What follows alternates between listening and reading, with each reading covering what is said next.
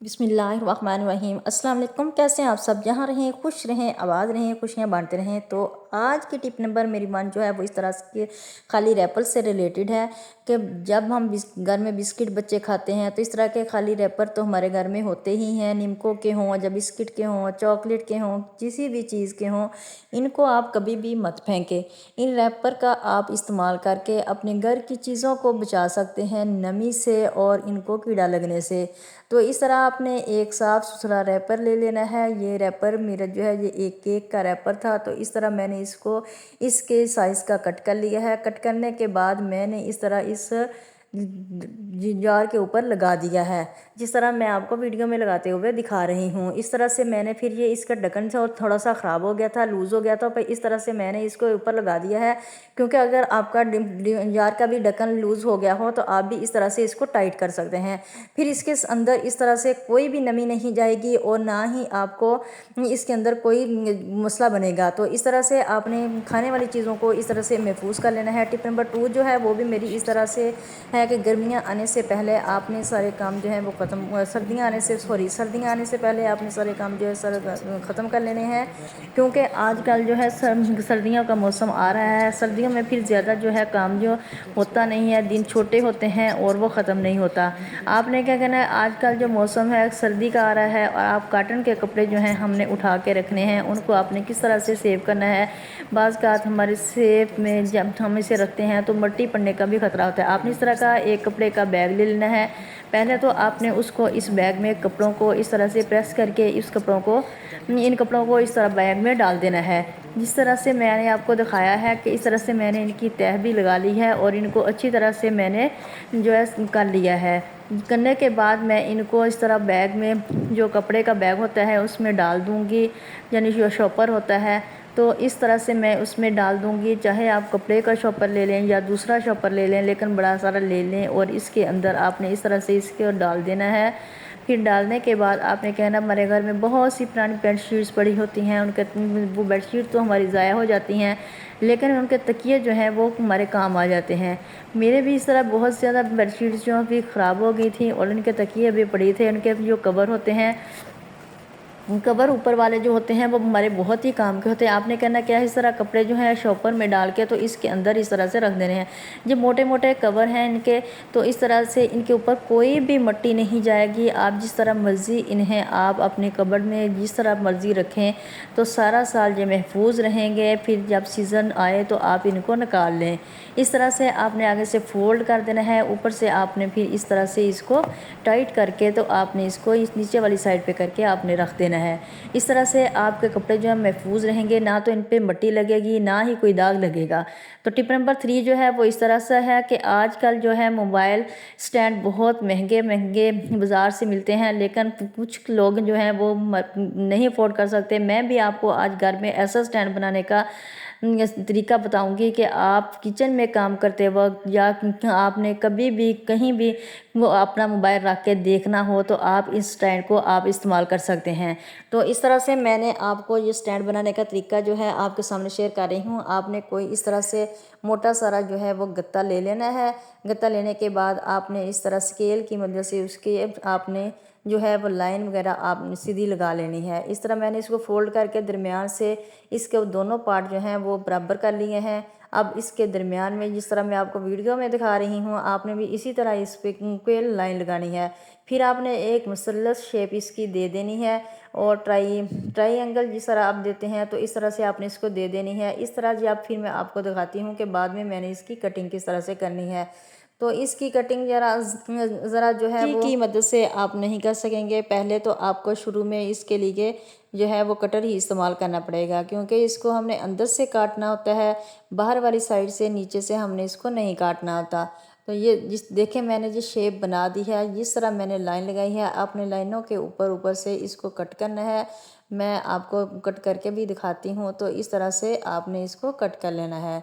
जिस तरह ये देखें मैं आपको दिखा रहा हूँ, इस तरह से आपने एक साइड से इसको ये कट लगा लेना है। फिर आप इसको कैंची जो है वो लेकर तो इसको आप अच्छी तरह से काट सकते हैं। तो इस तरह से आपने करना क्या है कि ये देखें ऊपर से जब इसका पार्ट अलहदा कर देंगे फिर आपका बेहतरीन स्टैंड जो है वो तैयार हो जाएगा।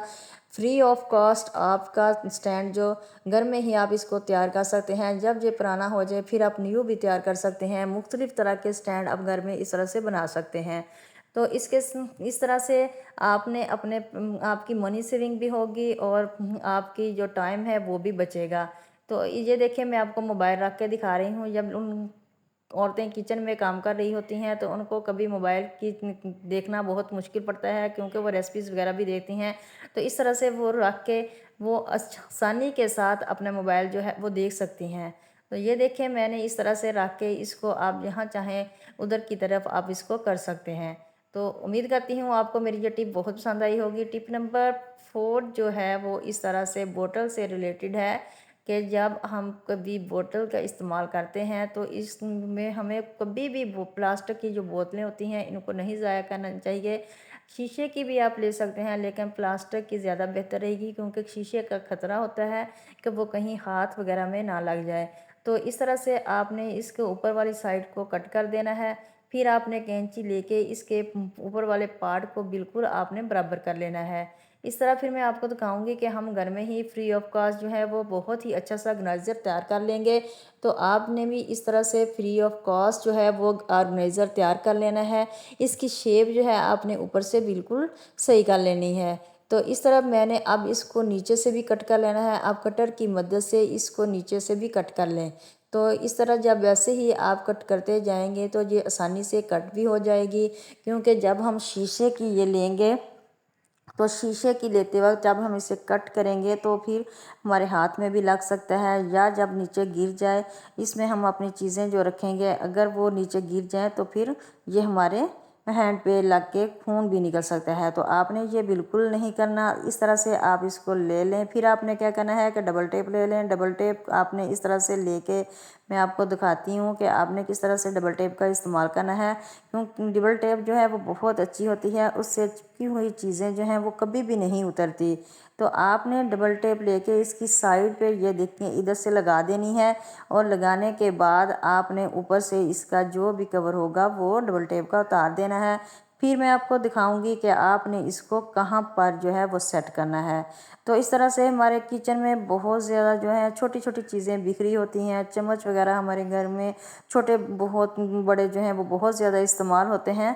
तो आपने करना क्या है कि इस तरह से इसको किचन के किसी भी केबिन में आपने, जब आपके केबिन हो तो आपने इस तरह थोड़े थोड़े जो आपकी छोटी छोटी चीज़ें होती हैं इस तरह से आप इन पार्ट को केबिन के अंदर आप लगा लें। और लगाने के बाद इसमें आप अच्छी तरह से अपने जो छोटे छोटे स्पून वगैरह होते हैं या कोई भी चीज़ें हों या स्पैचुला वगैरह हों तो उनको आप अच्छी तरह से अंदर लगा सकते हैं। तो और ये देखें जिस तरह मैं आपको लगा के दिखा रही हूँ, और अब मैं आपको इसके अंदर चम्मच जो है वो भी रख के दिखाऊंगी कि किस तरह से मैंने इनको सेट किया है। फिर आप इसको बंद कर दें। तो बंद करने के बाद आपके में जो ज़्यादा मैस है वो किचन में नहीं नज़र आएगा। तो इस तरह आपका किचन जो है वो बिल्कुल साफ़ सुथरा नज़र आएगा। तो आप अपनी चीज़ों को इस तरह समेटने की कोशिश किया करें। टिप नंबर 5 जो है वो मेरी इस तरह है, सॉक से रिलेटेड है कि अब सर्दियां आने वाली हैं। सर्दियों में हमें सॉक जो हैं वो पहननी बहुत ज़रूरी हैं, क्योंकि बच्चे हों बड़े हों या कोई भी हो तो इन्हें सॉक्स की ज़रूरत पड़ती है। तो हम जब पिछले साल वाली जो सॉक निकालते हैं उनकी इलास्टिक जो होती है वो बहुत ऊपर से ख़राब हो जाती है, और वो बार बार बच्चों की सॉक जो होती है वो नीचे आना शुरू हो जाती है। तो आज इसकी मैं आपको ऐसी टिप बताऊंगी कि आप हैरान रह जाएंगे। तो आपने करना क्या है कि इस तरह से सॉक जब भी आप बच्चों को चढ़ाएं तो ऊपर से जब आपने इसको कवर करना है, कवर करने के बाद मैं आपको दिखाऊंगी कि इस तरह से ये देखें बार बार नीचे आ जाती है और बच्चे बहुत ही ज़्यादा तंग होते हैं, वो परेशान होते हैं। तो आपने इस तरह से एक हेयर बैंड ले लेना है। हेयर बैंड को आपने इस तरह सौ के ऊपर चढ़ा देना है, और बताती हूँ कि वो भी किस तरह से आपने चढ़ाना है। तो इस तरह से आपकी सॉक बार बार नीचे नहीं आएगी, और आप दोनों सॉक्स पे इस तरह से आप इनको इस्तेमाल कर सकते हैं। आपने बारीक वाली हेयर बैंड नहीं लेनी, इस तरह से थोड़ी सी मोटे वाली ही लेनी है। इसके साथ ही अगर आप चैनल पर न्यू हैं मेरे चैनल को लाइक सब्सक्राइब और शेयर लाजमी कर दीजिए। तो उम्मीद करती हूँ आपको मेरी ये टिप बहुत पसंद आई होगी। फिर अल्लाह हाफिज़।